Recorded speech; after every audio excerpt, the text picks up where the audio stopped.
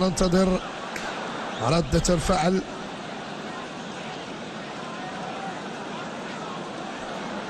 كريم هاني كيرفع كرة، الإبعاد محمد كمال، تعود الآن مرة ياسين الحواصلي، كرة عالية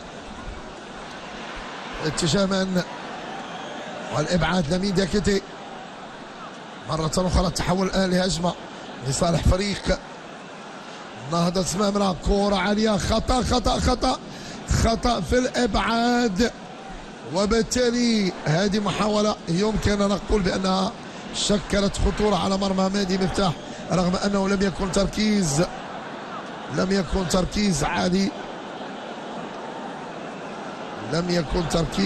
عالي، من خلال هذه المحاولة. إذا سنعيش الخمس دقائق الأخيرة.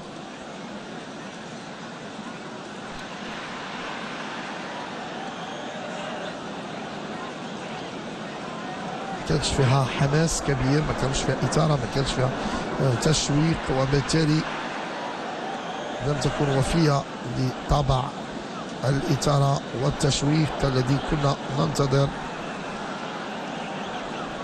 دائما محاولات الآن مستمرة وأخذ رد بين الطرفين.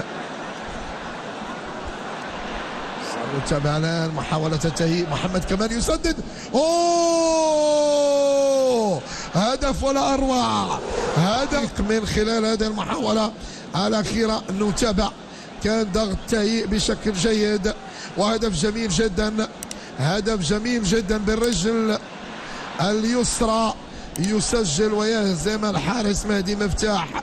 كما قلت هيئ عبد الصمد المباركي بطريقة جيدة، ولكن شاهدوا التسديدة كما كنقولوا بلغة كرة القدم من اسمها الماء، وبالتالي اللاعب كان ما خلاش الكرة بأنها تموم في الأرض، وبالتالي استطاع. هذه محاولة والحكم محاولة ياسين الحواصلي يتدخل بشكل جيد من خلال هذه المحاولة. هدف جميل جدا. تابعوا هذا الإعادة لهذا التدخل الأخير. نوح السعداوي حاول أن يخلق الخطر، وضربة رأسية وتدخل جيد. محاولات الآن مستمرة من جانب فريق مولودية وجدة. كريم هاني والحكم يقول ضربة خطأ، الحكم يقول ضربة خطأ من خلال هذه المحاولة الأخيرة.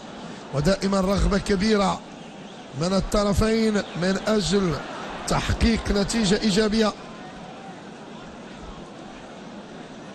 دائما سنتابع الآن محاولة الآن دائما لصالح فريق مولودية وجدة مدينة النغمي، خطيرة جدا وتدخل جيد مستمرة من جانب فريق مولودية وجدة. نوح السعداوي يبحث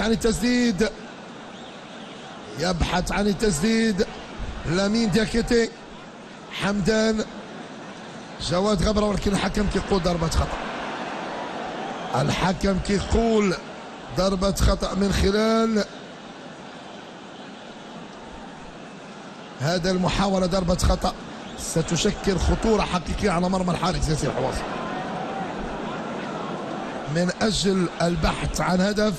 وهل سيصمد أكثر فريق نهضة زمامرة في البحث عن عذرية الشباك التي تعرض الآن لغارات من طرف فريق مولودية وجدة، والهجومات تكررت، إحداها ضربة رأسية ارتطمت بالعارضة.